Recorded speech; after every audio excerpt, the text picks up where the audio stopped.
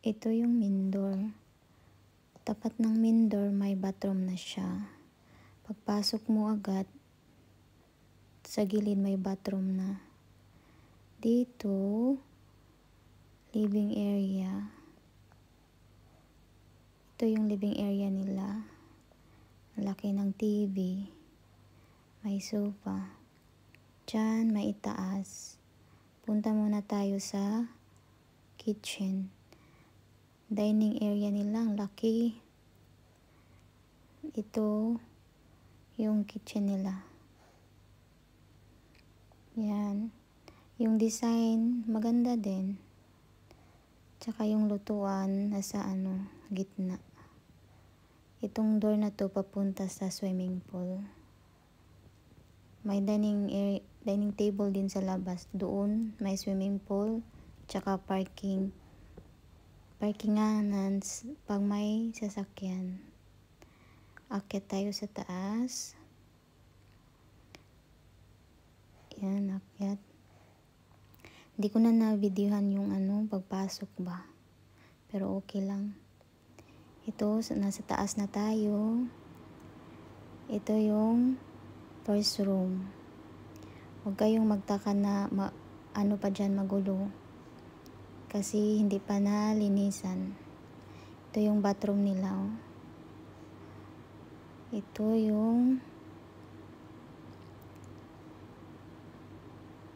yung second room. Yan. Yung first room pala may attached bathroom. Yung pangalawa wala. Pero may bathroom dito sa sa gilid. Yan yung bathroom niya. Dito tayo sa pangatlong room. Itong room na din to, all room siya, magulo. Pero hayaan nyo na. May attached bathroom din itong room na to. Tapos, doon tayo sa pang-apat. Ito yung pang-apat na room. Hindi din siya attached bathroom. Pero may terrace siya. Oh. Makita mo yung view sa labas. Ang ganda ng view. Tsaka mahangin pa.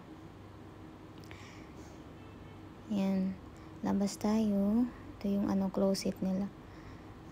Ito yung hallway papunta doon sa sa hagdanan. Baba tayo. Yan, baba.